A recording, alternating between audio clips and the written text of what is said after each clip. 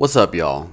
So, last couple of videos, I've been talking about what I've been focused on the last year or so, and basically just stacking cash, man. Getting my finances on check, my career where I want it to be, and buying, four of my dream cars. Anyone who follows me on Instagram has probably already seen, the cars I bought and everything else.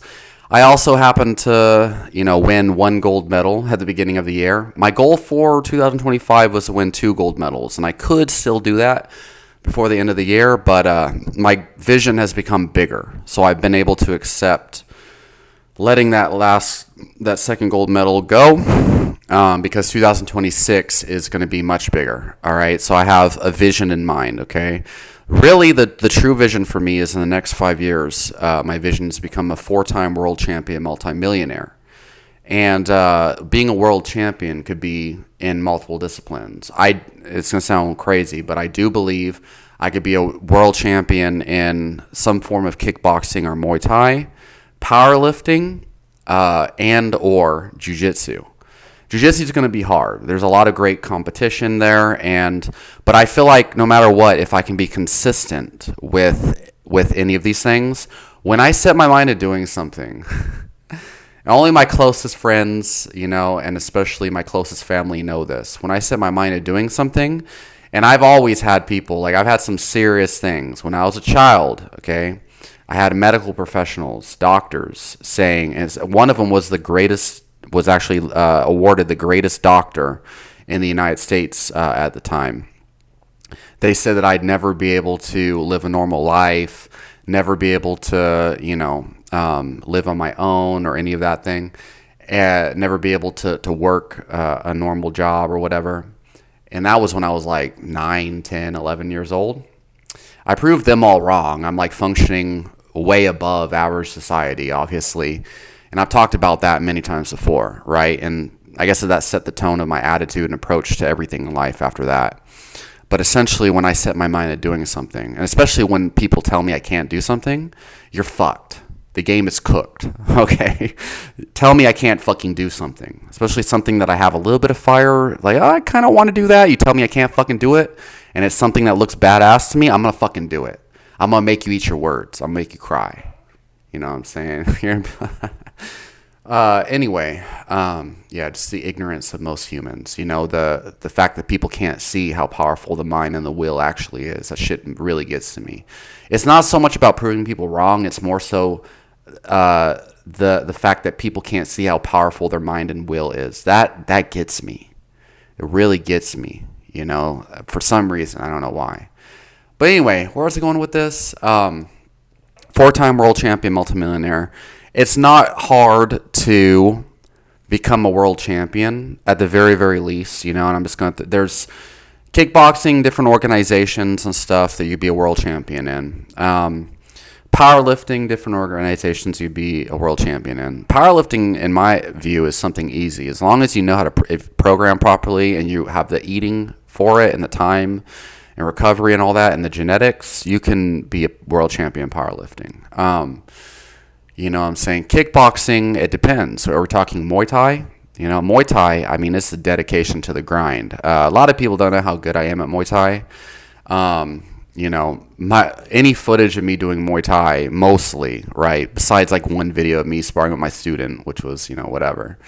I haven't released any footage since like 2019. But the funny thing is, like, I posted some footage up of me doing Muay Thai at 2019, and people were like, I don't know, man, like, he's kind of good at Muay Thai. I wouldn't press this guy. And then other people are like, damn, he's actually not that bad, and people like judging me based on a 2019. And it's funny because I've been training consistently behind the scenes. I mean, really for the last 2 years, maybe, give or take. Especially the last 1 year. Oh, I've been training consistently. The last 1 year, I have behind the scenes. I've been sparring and training Muay Thai every day, damn near, like anywhere from 3 to 5 times a day, whatever, in the shadows. But anyway, so I could do that shit. And anyone who's been kicked by me at full force, which is not a lot of people. Because I don't need to do full force. They know. You know what I'm saying? Anyway, like, people don't know I can kick over my head and shit. Like, people think I'm just like a strong guy or something. People don't know. It's fast, explosive, you know what I'm saying? Powerful as fuck. And my kicks, my boy. You know what I'm saying? Anyway, where was I going with that? Or if I wanted to, I could do like point sparring. You know what I'm saying? But anyway, it's probably gonna be jiu-jitsu, you know, with a secondary focus in powerlifting, jiu-jitsu and powerlifting, and I think those go well together. $1 million. How the fuck do you make $1 million? I mean, the easiest way, from what I can see, and this is coming from someone whose mother built $1 million business. You know, and I have multiple friends actually who are millionaires. Like, pretty much every single one of my friends make at least $200,000 a year, and a handful of my clients, you know, are millionaires. So I know what it takes. I've heard and they sponsor me, you know what I'm saying? So I know what it takes. A lot of different ways, but the biggest way is, you know, you can have some, you know, you could take a loan out if you want and invest that into a business. Like, let's say you buy trucks and then you rent the trucks out if you want to be a truck driver, or you can rent out Airbnbs, you know, or use your own money, you know. But that's one way, is just find a way to purchase some kind of property and rent it out to people, you know, and just multiply that and multiply that and multiply that. You could also flip cars, a lot of different ways. But anyway, let's stay on track here, okay? So whatever the case is, that's my ultimate goal for 5 years. But really, you know, as far as like becoming a millionaire is concerned, I have a greater vision as to how that's going to happen. But I don't want to say the how. What matters most really is the destination. A lot of people, the process. I honestly 100% believe that, and I've seen over and over again, and this has been the thing that works for me, right? Because I've tried to enjoy the process type of shit, and that's just that doesn't work for me. Nope. What works for me and what I know is going to work, you know, every big thing I've accomplished in my life, right? I was in a touring metal band, all of that shit. It's the vision. It's the destination. What is the end result I'm trying to achieve? Every day, remind myself of that. What is the end result I'm trying to achieve?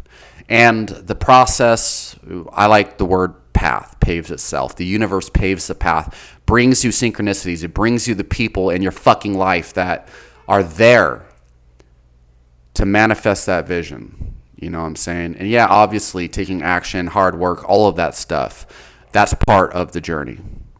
Anyway, it'll all fill itself in. But so 2026, the big thing for me, so spicy, pretty, sexy, sassy Latina corner girl. That's number one right there, right? And this past year, I've been in the background kind of interviewing different Latinas, you know what I'm saying, different girls and stuff like that. And I feel like I found the one, so we'll see how that goes, you know what I'm saying. I have very, very high standards in regards to that. But for some reason, that's like, I mean, there's a reason why.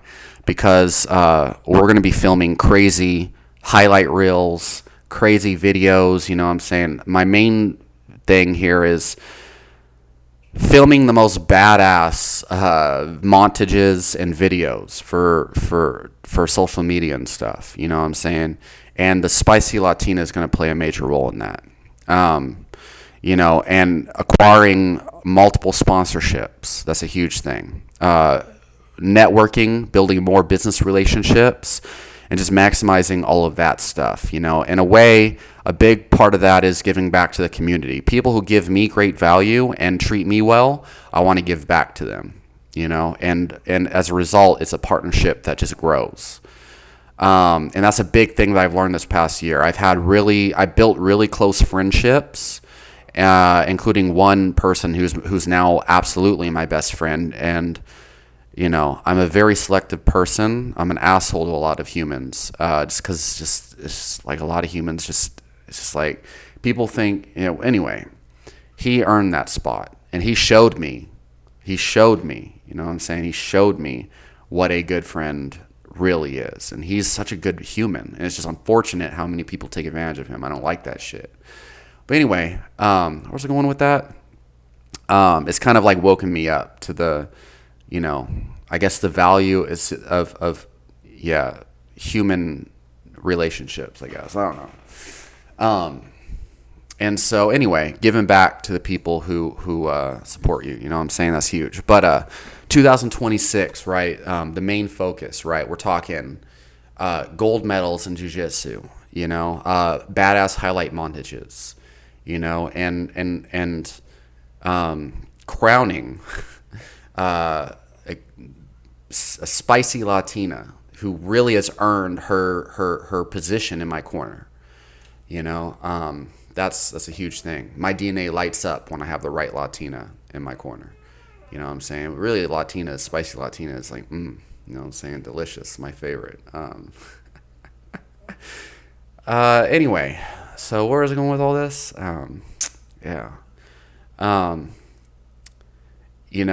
Pimped out my damn cars, 2025, you know what I'm saying? I built the foundation, right? I got my financial kind of landscape where I need it to be, building on that foundation now. We're only going to keep rising with the foundation I built, of financial foundation, the careers, you know what I'm saying, the different things with credit, all of that shit, right? Building all of this up now.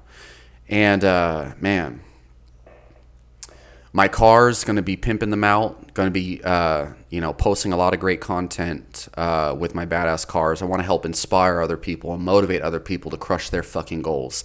I want to see more people, because I realize, again, I've mentioned in previous videos, health is very important, health science, but a lot of people's mental health is in such shambles. After you get your health on check, what do you have next? What, you're going to just keep obsessing over health problems? You're going to get involved in the drama between vegans versus carnivores?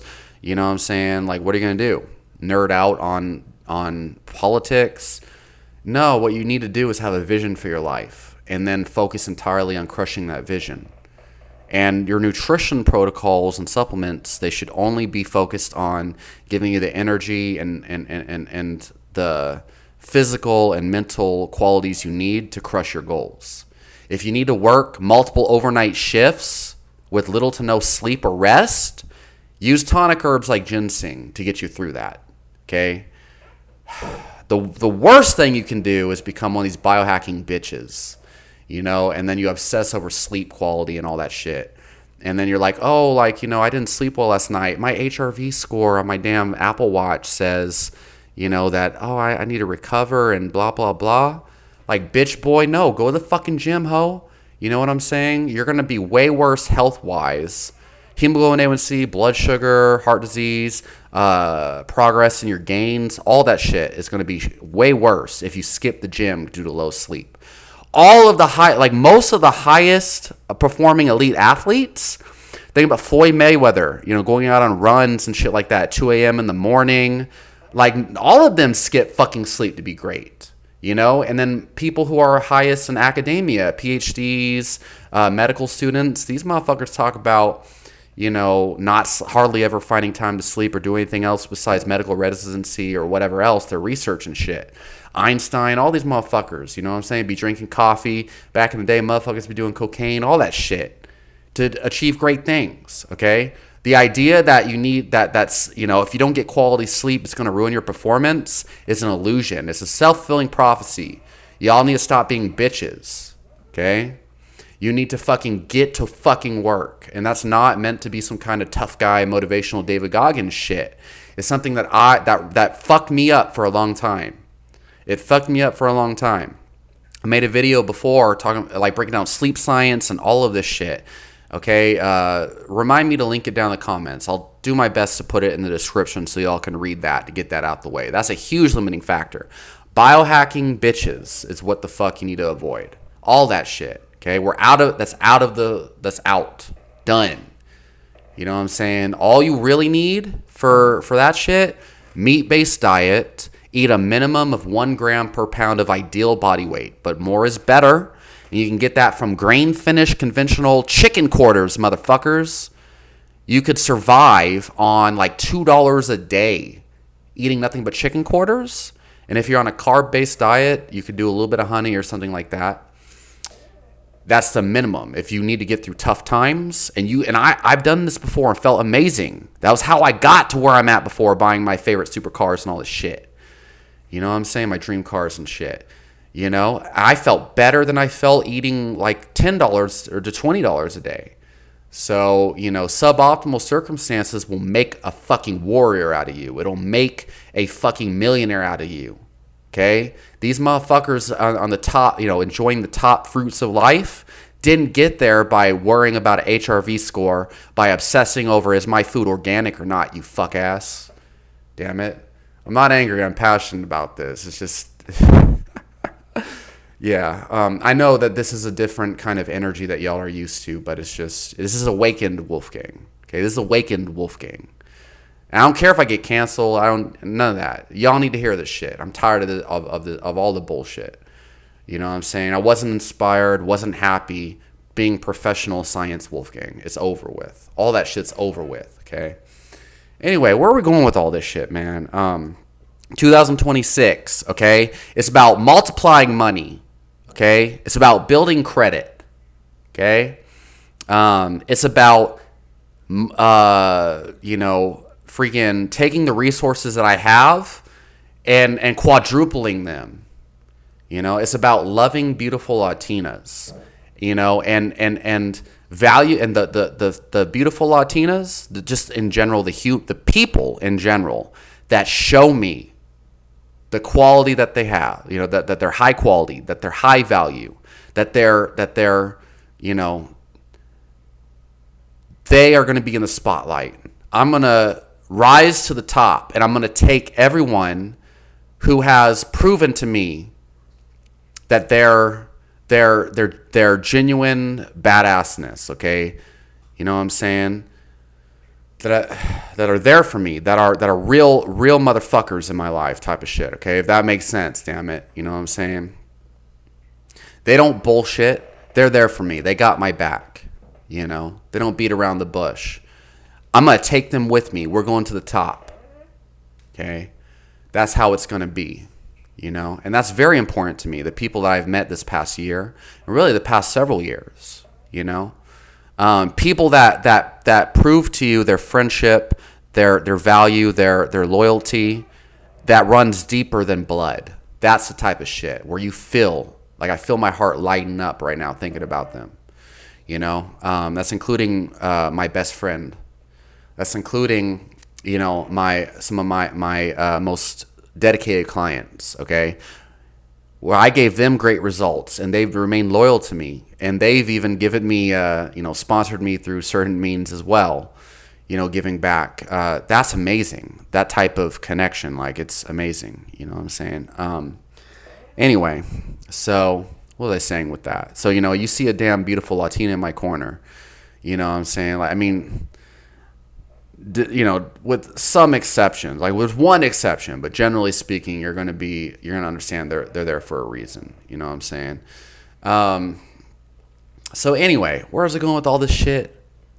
Yeah, 2026.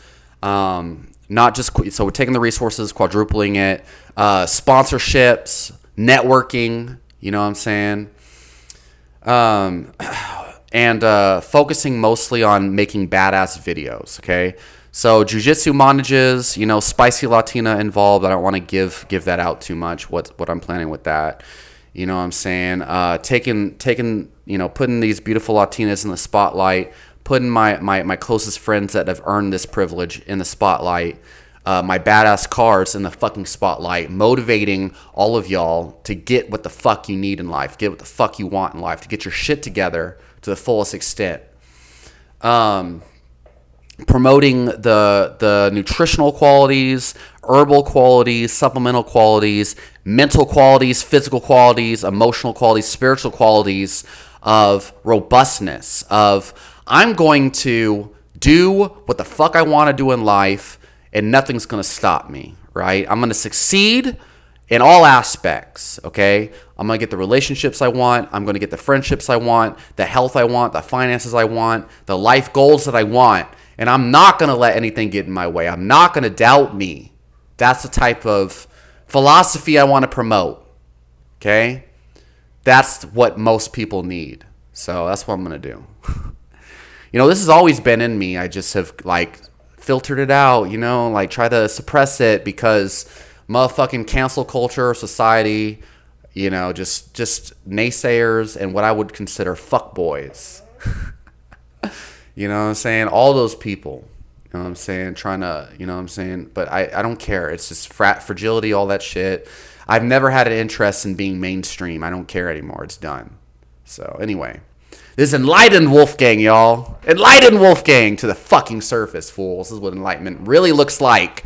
Detachment from the bullshittery of the physical reality. That's what this looks like. It's funny, these motherfuckers talking about spiritual reality, y'all.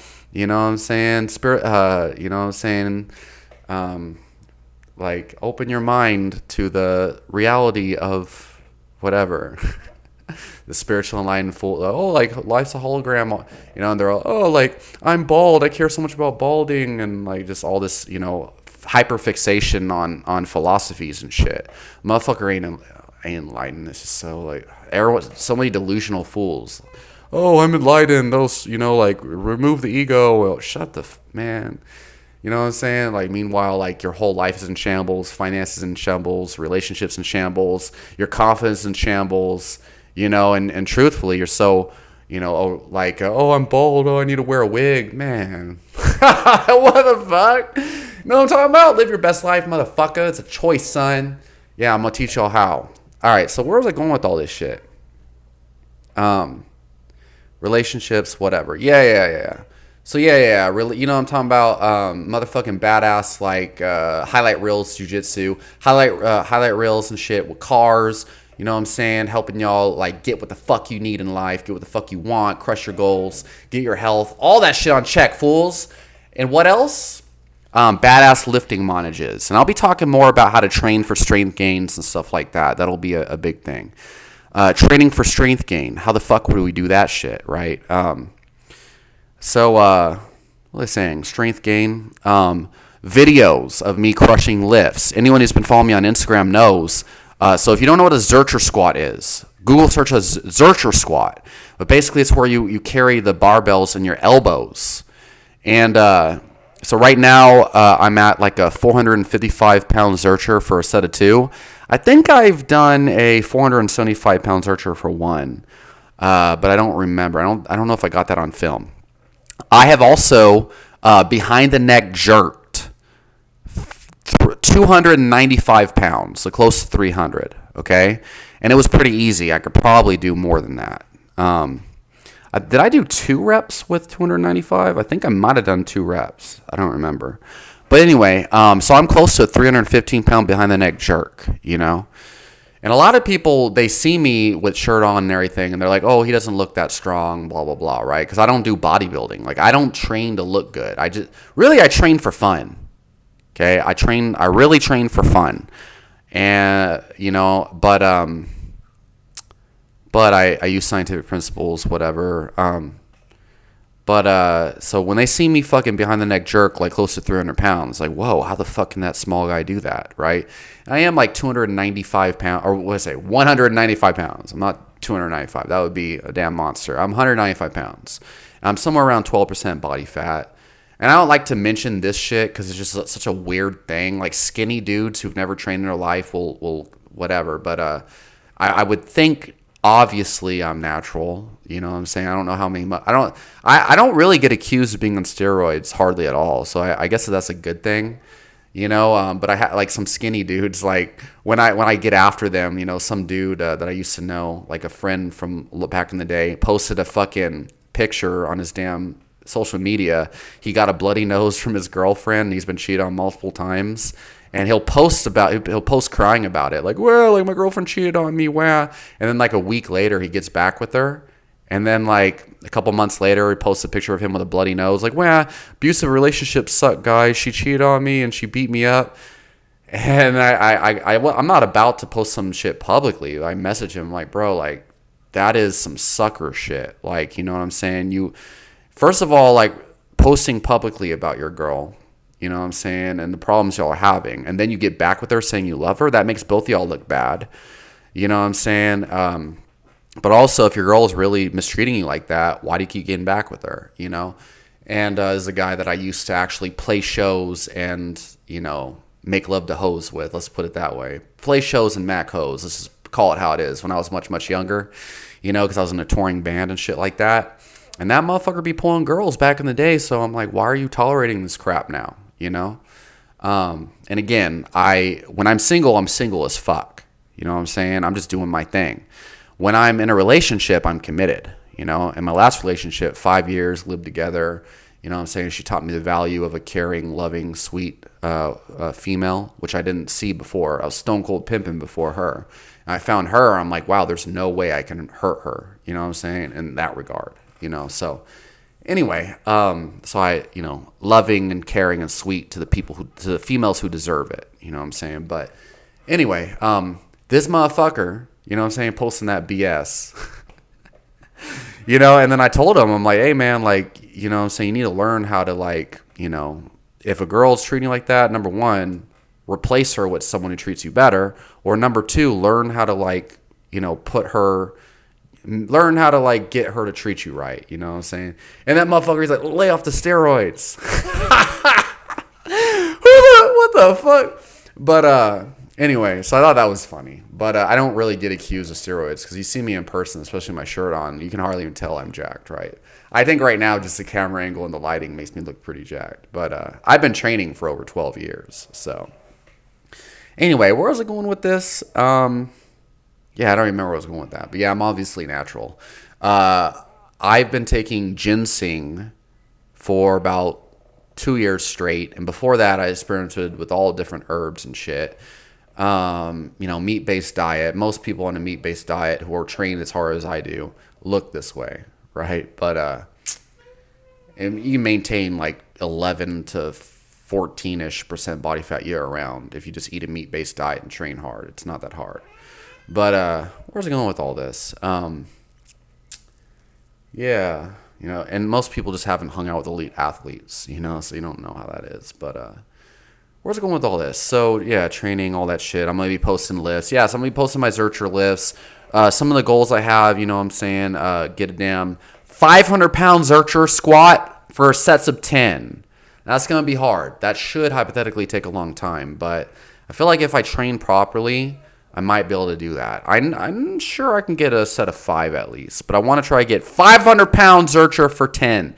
And really, it's more 495 pounds. Okay, I want 5 plates on both sides. Okay, right now, yeah, I'm getting close. I got, was it 455 for 2? And I haven't really been training that focus yet on it, so that's going to be it. 500 pounds for a set of 10 Zercher, and then I'm thinking I'm going to try 225-pound front push press for 10. That's a good kind of front like type of thing. And strict overhead press, 185 pounds for 10. And then behind the neck jerk, let's just say 315 pounds for 1, just because like it's kind of a fun lift I like to do. An ass to the grass squat into a behind the neck jerk, ass to grass squat and a jerk for 315 for 1. You know what I'm saying? I think that'll be sufficient, right? Or maybe ass to the grass squat into behind the neck push press, 275 pounds for like 10 reps. That would probably be cool. That's a lot of weight, man. Honestly, I don't know how too many people who do that. Even like Olympic weightlifters. 275-pound behind the neck, 275-pound ass to grass squat to push press.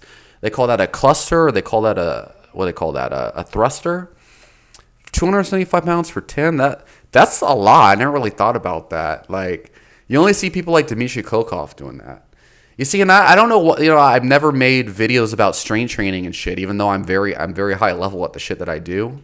Because I've been trying to fit into a box. It's just fuck all that, man.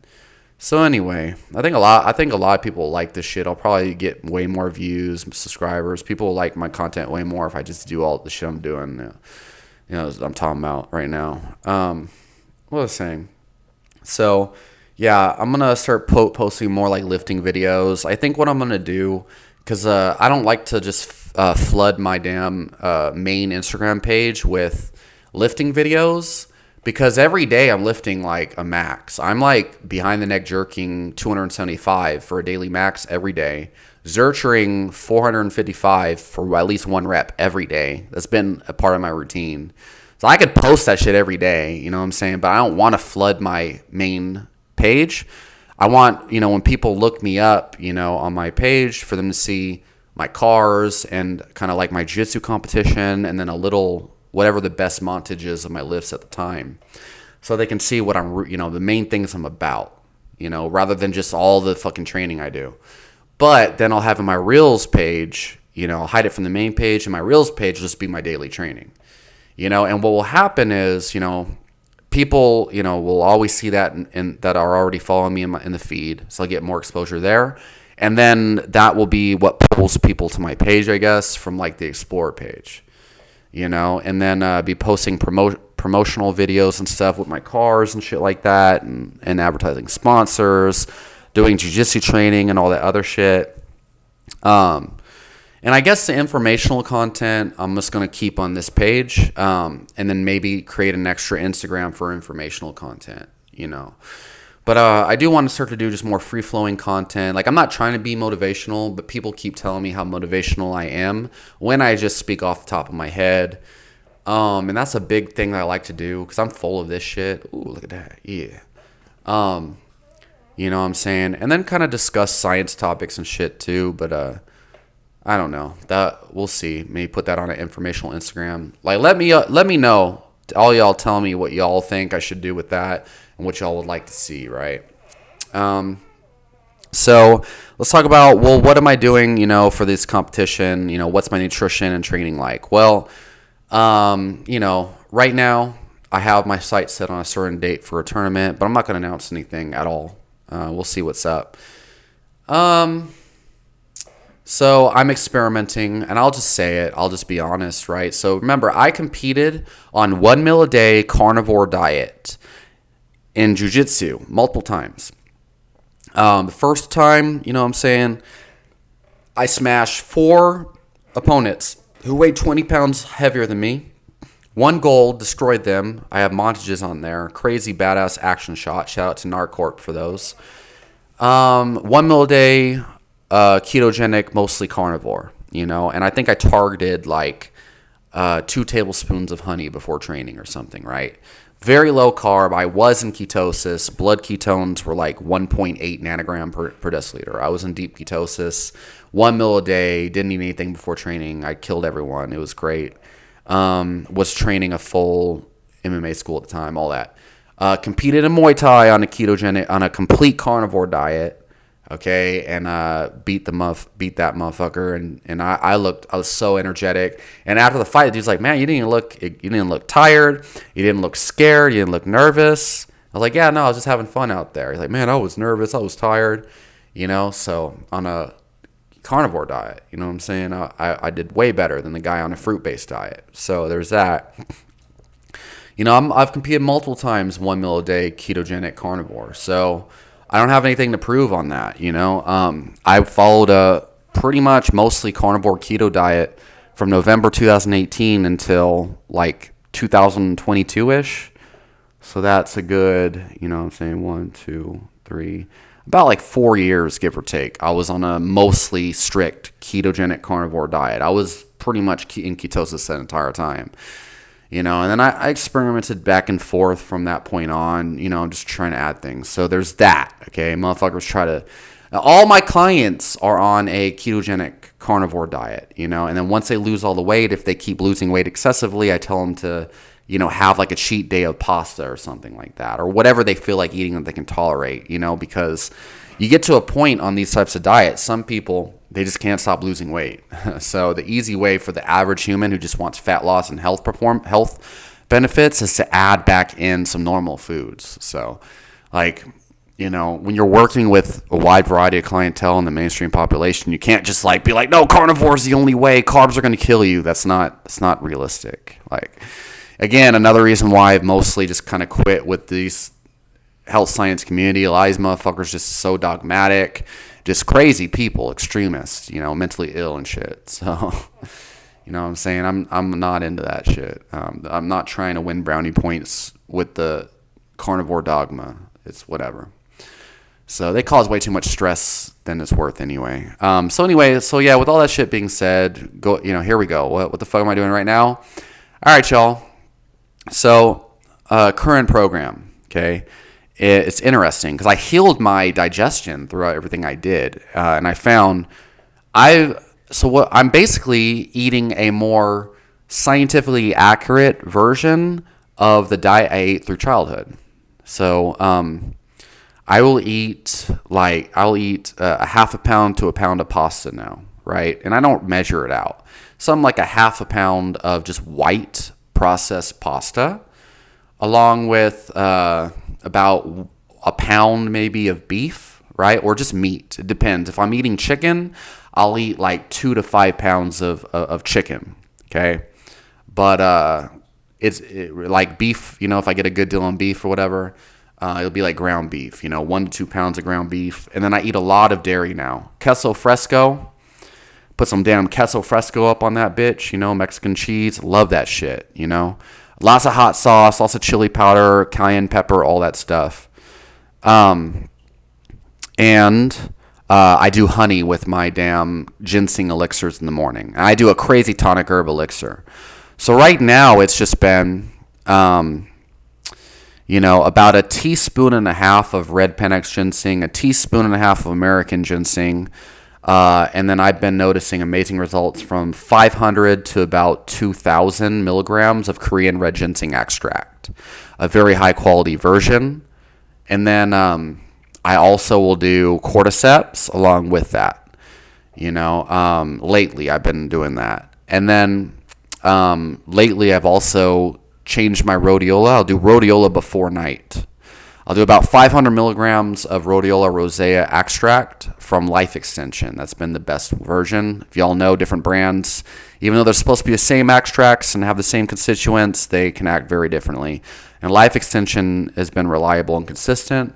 So it's the 3% rosavins, 1% solidroside extract of rhodiola rosea from Life Extension, 500 milligrams before bed. I found that puts me to sleep. And and rhodiola has been this kind of hit or miss thing where it can cause suppression, it can numb you out, whatever. Sometimes it can cause insomnia. But I started to notice when I recently re-added it back in with the ginsengs and stuff that it tends to promote amazing sleep. And I have noticed this in the past with different rhodiola extracts, but it was an inconsistent result. And I don't know if that was based on the brand, the extract, the dose, but I've been finding, 500 milligrams will put my ass to sleep. And then it also promotes circulation. I'll get like a hard-on after an hour of taking it, just because it relaxes the blood vessels and relaxes you, and it promotes the nitric oxide. One of the touted supposed mechanisms involved in supposedly how it boosts endurance. And I found that I do have massive increases in endurance when I take rhodiola. I have noticed that for sure. I'm talking just being able to attack my training, my jiu-jitsu training, and not feel as stressed during training, the anxiety of combat and shit like that seems to be severely suppressed when I take rhodiola. But, taking it beforehand at a low dose, it seems to be very effective, but it's a slippery slope because even at low doses, rhodiola can just, calm me down too much. And it's something you gotta work with, So there's that. The nutrition side, that's exactly what I'm doing. And I make sure I consume a lot of salt. That's a big thing. It's hard to tell, am I taking too much salt or too little salt? But I found somewhere around 3 grams of sodium a day. So that's the equivalent of 1.5 teaspoons of salt total. And I'm talking, you got to make sure you get that. Minimum is a good insurance policy. It's good to supplement that on top of what you're doing. And if the salt dehydrates you, just drink more water. It's actually important, very important. I've found my performance will decrease dramatically, and I'll feel lightheaded and all sorts of shit if I don't get that. Another thing, I've removed mucuna recently. I've been experimenting with it, and I think I found Makuna seems to just kind of numb me a little bit too much, and it causes weird things in my brain, and so, and I think that it also causes low blood pressure, and I think a lot of people actually, I think that that's actually one of its pharmaceutical kind of uses in the form of levodopa. I feel dizzy and spaced out sometimes when taking it, but I haven't determined it. You know what I'm saying? Motherfuckers will listen to any kind of negative report of Makuna or something and suddenly get a nocebo effect. But see, I told you, freaking Makuna's deadly. Like, no, I just feel like I'm way better without it. Maybe not. We'll see, right? So let's talk about training, right? So I'm not going to say too much about training for the past, I'm not going to say anything about my jiu-jitsu training in 2025 and how it went until after I start to win gold medals and I get 2026 going. Then I'll tell y'all what happened in 2025 and how that went. But right now what I'm looking at is, so we'll talk about jiu-jitsu training first. My plan is just to, what I'm saying, I'm thinking, and this might change. I'm thinking, show up to jiu-jitsu, have fun, what I'm saying, train, and take a more kind of less serious approach, laid back approach, because I get crazy, what I'm saying. I have these, I'm like, okay, I'm, technique focused days, certain type of training partner days. And then I'd be trying to train 3 to 4 hours a day and just burn myself out. And like, the hardest part about jiu-jitsu is, like, I might train 4 hours in one day, and every single class, people just assume that I can roll hard. And it's annoying because, they don't realize I train 4 hours. And then I try to explain to them, yeah, I already rolled 3 hours today. Can we just flow roll? And they get mad at me. Like, they get offended. It's so weird. It's so weird. So I think a big thing is me just, like, I'm tired of the resistance. I'm just like, look, man, like, what I'm saying? I already trained 1 million hours this week. You know what I'm saying? Like, whatever. Like, trying to manage my roles in that regard. There's a lot of weird personalities, man. Just anytime you have to interact with anyone. So, but yeah, a big thing is just, I'm saying, I want to come through and see jiu-jitsu, obviously taking the training seriously and get the most out of training. I love hard rolls, but I like hard rolls with good partners, good partners internally. Like, there's partners out there that'll give you hard rolls because they have something to prove. And that's so weird, man. I just don't like that. But, yeah, come through the class, what I'm saying? Come through jiu-jitsu practice, hang out. That's more of the philosophy. Hang out. You know what I'm saying? Get some good rolls in with good people, and have fun with it. That's what I want to do. And I think the result of that for somebody like me is going to be great. But I feel like a lot of people go in and they just do the minimum, and that's not what I'm talking about here.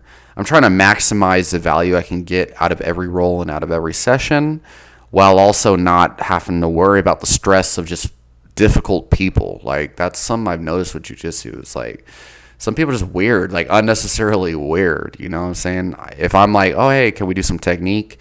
They'll be weird about it. It's like they cause, like, no, man, like, come on, man, what the fuck? Like, no, let's actually roll and shit. And then I'll be like, and then they'll agree. They're like, yeah, we'll just do technique or we'll do a flow roll. And they'll just like try to hammer me and beat me up and shit. And I'm just like, and then they get surprised when I'm like, hey, man, like, yeah, let's chill out a little bit.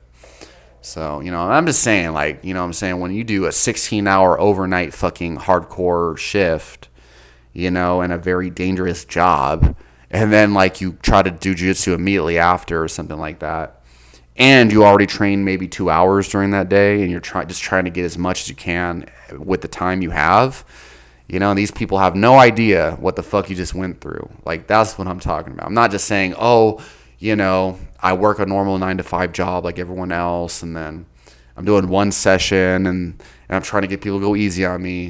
Like, that's what everyone assumes. Like, it's just so, the average mainstream human mentality is so weird. Like, they can't relate to someone who's doing all the crazy shit that I'm doing. So, and it's just hard, man. But anyway, yeah, so showing up to jiu-jitsu, what I'm saying, having fun, doing that type of shit. What I'm saying? Just kind of looking at, it's kind of like, having fun with friends type of shit. But it really is beating each other up type of shit. So I want to have a more fun, type of approach is what I'm saying. Fun, laid back, because it was all business for a while. I was like, yeah, I'm trying to train for tournaments, motherfuckers. I got to get this technique down and blah, blah, blah. But I'll still be doing that. I have specific things I'll be working on and stuff. But I think at a baseline, having fun with friends is kind of going to be the mentality. It might sound weird to some people, but, I just put such a high focus on I gotta win jiu-jitsu, I gotta get gold medals and stuff, and all my training needs to be like scientific. So, but the one thing is, like, no matter what, I'm not gonna just be like, okay, I will roll with you, some dude who just wants to kick people's ass or whatever,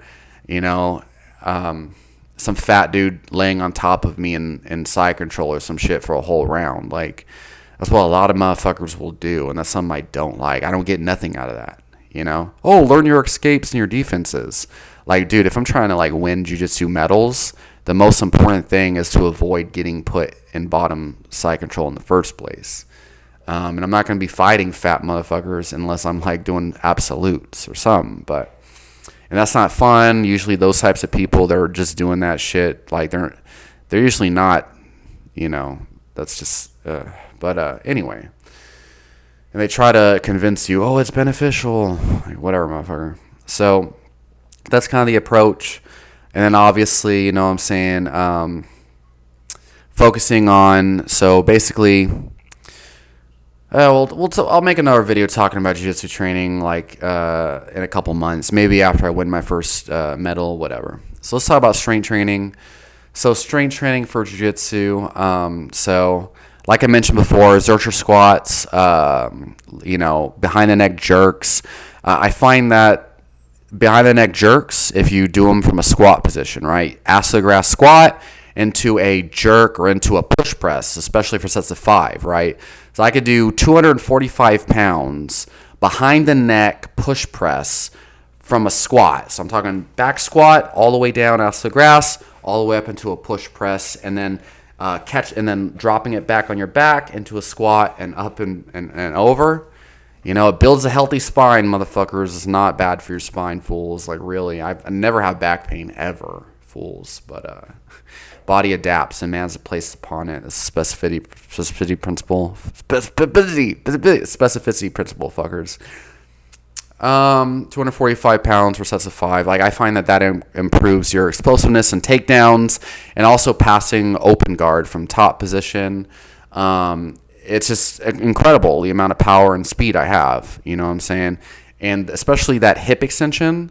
So obviously someone who's really good at wrestling is going to be able to neutralize this. But I found defending takedowns, even against black belts and stuff like that, I've been pretty efficient at, considering the skill gap.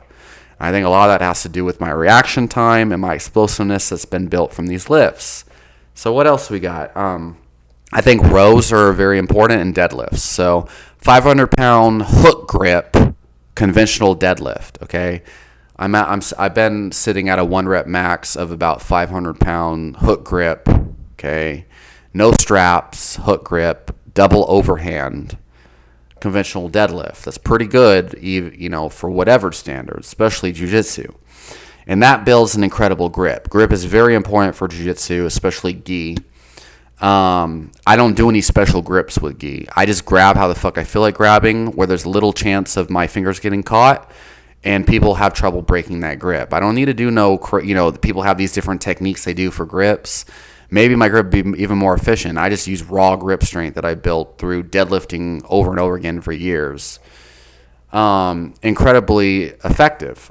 Beyond grip benefits from deadlifts, right? Because I want to get a 495-pound deadlift for sets of 10 is the plan. That's hardcore. You also get endurance built up, strength built up, power built up, all of that shit, and injury prevention built up in the hamstrings and the gripping muscles and upper back. For close guard, I think conventional deadlift is very important, because all those muscles are all trained by the deadlift. And when you're lifting as much weight as I am, And if you know fatigue management, you can max on deadlift every day. There was a period where I trained jiu-jitsu and deadlifted 500 pounds every fucking day, and squat to a max and everything to a max every day. And I actually felt better and more recovered than when I wasn't. Deadlifting, hook grip, no straps, double overhand hook grip, motherfucker, conventional deadlift is amazing for jiu-jitsu, because everything you do is gripping, pulling, and hamstring shit, right? For close guard, motherfuckers can't pass my close guard. You know what I'm saying? Really rugged brown belts in jiu-jitsu were having trouble breaking my close guard. All of that shit. Because if I want to keep you there, I can, and that comes in handy. Let's say, like, for whatever reason, desperate, you're trying to win a gold. You win. You're up on points. You do a takedown, whatever. You're up by, like, I don't know, 5 points or something, right? And you have 2 minutes left on the clock, and you're just like, oh, you're just exhausted. Just keep them in close guard. The deadlifting will pay off. It sounds cheap, but you know what I'm saying? Like, sometimes you got to do what you got to do. And that deadlifting really will pay off. You know what I'm saying? Like, people say strength don't matter, skill, blah, blah, blah. Look, if you got the gorilla grip that I got, the crazy hamstring strength from the deadlifts and all that shit, and you're able to keep them in close guard for a whole 2 minutes to win a match, it will really pay off. You know what I'm saying? And, like, don't matter how much technique you have, guard passes, whatever. If I can keep my damn guard closed and prevent you from breaking that shit and just hold you there, my grips or whatever, it is what it is, partner. Zercher squats, I feel like anything underhook, overhook, I feel like the Zercher squats really improve its, the type of static lat stabilization strength you need, upper torso strength, all of that shit. And I'm Zercher in 500 pretty much already. Try to do that for sets of 10. So a big part of my game is, we be doing takedown shit. They try to grip me. They can't win the grip battle. Not only are my grips stronger, but because I've been doing, like, point karate for so long, and I'm a counter striker in kickboxing, so I do tit-tat, tit-tat. I punch their gloves over and over again. I'm very good at grip fighting. So I win the grip battle. I get double overhooks or whatever, or get a whizzer or whatever. Sprawl their ass down. Especially the more desperate they get with the takedown, the easier it is for me to take, and then take their back. Back control. What is back control? Just hugging someone. So Zerchers work well with that. Also doing chest flies. Lots of chest flies, heavy chest flies, static hold chest flies. That's going to really just give you a crazy guard game, a crazy back control game, and it's minimalist as fuck. Lat pull downs and rows, deadlifts, Zerchers, and then explosive, like, ass-to-grass back squat to push press. Those are the big things, only things you really, really need. And then just lots of, like, rows, and then, like, chest flies, you know what I'm saying? Which I haven't been doing chest flies or chest work. I never have, because my chest, I got a big upper chest from all the overhead pressing I do. I did flat bench for a long time, but I never cared about aesthetics, even though it looks sexy as fuck. Just as a result of training to throw people around and to satisfy beautiful Latinas. That's been the focus of my training, motherfucker. Lots of Zercher squats for reps and rows. You know what I'm talking about? So you satisfy those beautiful Latinas and throw motherfuckers around with the German suplexes, boy. Where was I going with all that? But I'm going to start to do a lot more chest flies just for that purpose now. For, you know what I'm saying, hugging beautiful Latinas with the chest presses, the chest flies, and squeezing motherfuckers in close guard and back control. So, and it works. It really does. But I think higher reps is important, but with heavy enough weights, right? Because if you're just like, oh, I don't do heavy weights, but you're talking, like, deadlifting 200 pounds for sets of 10, like, bro, that's gay. Get your deadlift up to 315 for reps at least, right? But I'm talking 500 pounds for sets of 10 and shit. That's a whole nother level. Anyone who says strength doesn't matter for jiu-jitsu, it's because they're not strong enough yet. That's just it. Yeah, strength don't matter if you're a skinny twig boy. You can't even, like, back squat ass to grass 300 pounds. You can't Zercher 400 yet. Can't deadlift 400 yet. Like, damn, boy, you're still a beginner. Lots of strength coaches out there too, just do nothing but kettlebells and shit like that, and they can't even deadlift like 400 or back squat 300 yet, or overhead press their own body weight for 1 rep. It's like they shouldn't. I don't know, man. What kind of strength and conditioning coach are you, man? That's so funny. More like a damn senior aerobics coach, in my opinion. But whatever, brother. What was I going with all that? And then also they're skinny fat. Their body type is skinny fat. It's like, damn, crazy, sir. It's not that hard, you know what I'm saying, I don't even train for aesthetics. But, and then everyone who rolls with me, they always say, damn, you gorilla grip. Damn, you're strong. Damn, I can't break a guard. They're like, damn, you're explosive. Oh, you're the fast guy. That's the stuff I get from people. They're like, damn, I try to take you down. It feels like I'm running into a brick wall. That is the type of, all the time, comments that I get, And all I do, deadlift, Zercher, strict overhead press, ass-to-grass back squat, and then lots of rows. And actually for Jiu-Jitsu, I think the best rowing variation and chest pressing variation is a standing staggered stance, okay, with heavy weights, okay, on the cable machine, right? Because you're standing and you're resisting the machine pulling you forward. What that emulates is, if you're in the closed guard on top position and the bottom person tries to pull you down, the standing stagger stance row, single arm cable row, it is going, especially with really heavy weights where you really feel like the machine's pulling you forward, that is training your ability not just to row and pull people in your grip, but also your ability to resist people pulling you, whether you're on your knees, getting pulled in closed guard on top, or if you're standing and someone's trying to arm drag you or whatever. That is really what builds the ability to resist people in a way that makes them feel like, damn, I'm trying to move a brick wall type of shit. It's a secret, but it's something I don't hear people talk about. I don't see people doing. The same thing goes for a chest press, right? Standing stagger stance single arm chest press. Okay, people trying to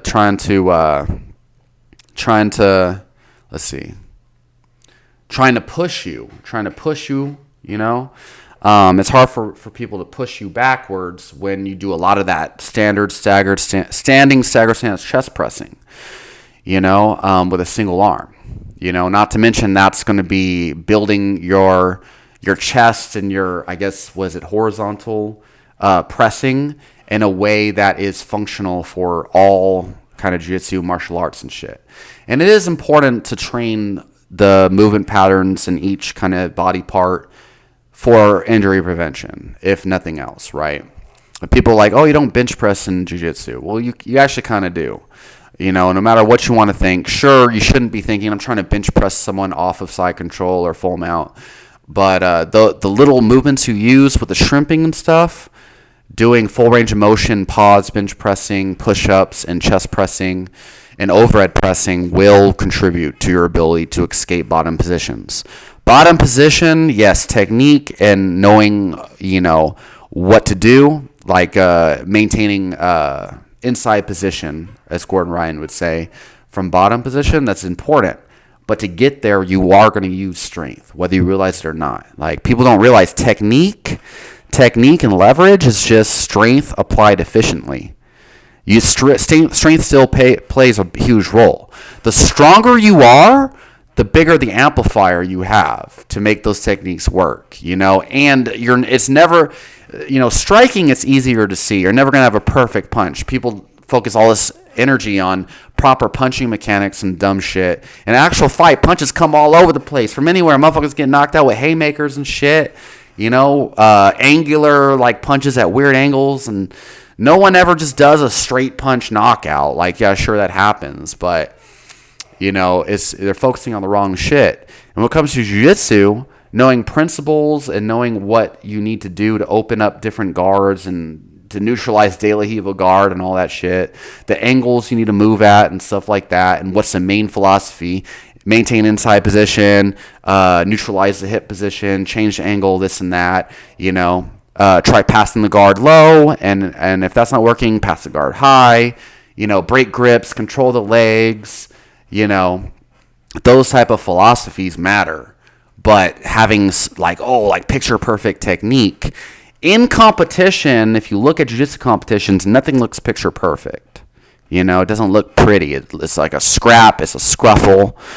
So, you know what I'm saying? Like, you're hardly ever going to pull off perfect technique per se, right? Strength is going to help you make techniques work, okay? Having the foundational philosophy behind the techniques and behind the positions and stuff is very important, obviously. Being strong is very important too. So if you have a great understanding of the foundational positions and what to do and escape different positions and all of this shit and submissions and really just understanding the body mechanics behind what makes it work and the intention, how do I get from bottom mount to close guard to taking the back to choking the person. Once you got that shit out of the way, getting very strong. I'm talking Xerxer squatting 500 for reps strong. You're going to be a fucking unit to mess with. So combine that with this mentality, right? And this understanding, right?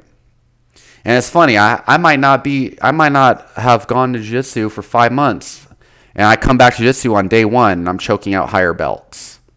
You know, I'm just saying that doesn't happen from just training how everyone else trains. Training the same guard pass, the same submissions, all of these things over and over again, okay? That's a big thing. You can be a blue belt in jiu-jitsu, but a black belt in bow and arrow chokes. And that is how you can be a blue belt, but perform like a black belt. I'm just saying, like, people like Nicky Rod or whatever the fuck, right? Nick Rodriguez, how he was called the black belt slayer. He became black belt level at the techniques and the methods and the style he used. A lot of people, they spend all their time on all these different, like, scattered out on all these different techniques, and their roles and their technique work and their training is random in jiu-jitsu. And they don't become very good at any one thing, and so they just look like a kind of scattered, sloppy at 100 techniques, blue belt or purple belt or whatever. And they hit black belt level, and they're still kind of like, eh. But then you have like blue belts who just slaughter everyone, and it's because they've really focused in on a couple of things and just gone ham on that and built off that. And that's how you get really good really quickly, you know. And I'm not claiming to be an expert or anything. I'm just saying I've noticed, like, because I train specific things that I do, and like I might be out of jiu-jitsu for months or for weeks, and I come back, yeah, my conditioning might be shit, but I can obliterate a lot of people. I'm like, damn, sometimes I feel like I got even better taking time off. Obliterate people with the same techniques that I've already solidified. You know what I'm saying? And every time I come back, same techniques, motherfuckers still haven't found an answer to it. You know, and that's a big thing I get, especially higher belts, you know. Mostly people who don't compete. Anyone who competes will agree with me. Like, you win with the same shit usually.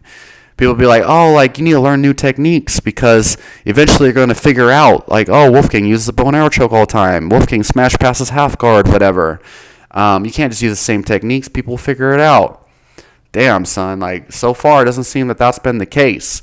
And really, the more people kind of figure out the same, you know, my techniques or my game, the same shit, what actually happens is you just get better at adapting on the fly, you know? That's how the game expands. You have a certain thing that you just naturally find yourself in all the time, and then people will find solutions to it because they train with you every day. And then they get better at defending against your game, and then you get better at adapting and overcoming and smashing them with new stuff. Like, oh, the bow and arrow choke ain't working. Learn how to chain that into a fucking arm bar or something. Like, which I've done, actually, from back control or whatever. You know, or, oh, like, you know, they're you know, the head arm triangle from close guard. Oh, they learn how to defend that. Turn that into an arm bar. Turn that into a triangle choke. Turn that into a back take. Turn that into a sweep. You know, it's weird the way people will be, like, so opposed to me just doing the same thing every time. And I think that that's just because, you know, coaches and teachers want to have the credit of, I taught this person. So they want to teach you all these new techniques every time, you know, and really it's, you know, learning a couple techniques from a couple positions, you know, every single position you're in, learning an escape, learning a technique, a sweep, whatever, and just really getting good at a couple of techniques over time. And just doing that through rolling. and the coach will be like, well, shit, what am I here for? Because the coach always prepares new stuff and have a curriculum, and that's very beneficial, don't get me wrong. But they get offended if the person's like, no, I want to do this thing that I've been working on, So, yeah, they'll try to convince you, oh, no, you need to learn all of these different techniques that I'm teaching you and blah, blah, blah. And then when you try to ask them and you inquire deeper, you try to have them explain their logic and you explain theirs, they don't really make a whole lot of sense. It's like, well, I'm the black belt around here, motherfucker. You know what I'm saying? Like, okay, you don't want to listen, you stubborn person. It's like, oh, motherfucker, I'm just trying to get better at jiu-jitsu, sir. Like, you know what I'm saying? Like, what are we really doing here? What are you really doing here? Are you trying to get me better at jiu-jitsu? You're trying to, like, enforce your authority on me, Because I'm a collaborative person, you know what I'm saying? But I just feel like a lot of people don't realize what their actual intentions are. And a lot of times it ain't making you better. So, yeah, hopefully this has made sense. I'll make more videos about like my training programs and shit like that. At a baseline, I'll just say, because it's changing and I'm working on new shit all the time. But look up, read the book Squat Every Day by Matthew Perryman and understand that that's the underlying philosophy is working up to some kind of max effort set, leaving 1 to 2 reps in the tank usually, and then doing some back off work. That's the basic fundamental fatigue management, RPE, reps in reserve type of stuff. Getting a stimulating session and training as frequently as I can while managing fatigue within my job and my damn jiu-jitsu and everything else so that I can recover and get a stimulus every time and get better every time. Compared to like people just going ham all the time and fucking themselves up and having pain and just like they're never recovering. You don't need an Apple Watch. You don't need heart rate variability. You don't need perfect sleep. You need fatigue management, knowing how to train intelligently. And yeah, that's how you do it. And then just learning how to communicate with difficult training partners who can't work with you when you are needing an easier session, right? Like, is there really so much to ask? Like, it's just crazy to me. People think, oh, no, I know what's good for you, what's better for you. It's like, just because I think it's because they're just used to people who don't know how to train type of shit. So they think I'm the same. Fucking damn it. Anyway. All right. Well, that's it. I got to train. I got it. I already recorded 2 videos straight through. I got to get out there and train myself. So leave a question, comments down below. Let me know what you think, and I'll talk to y'all next time.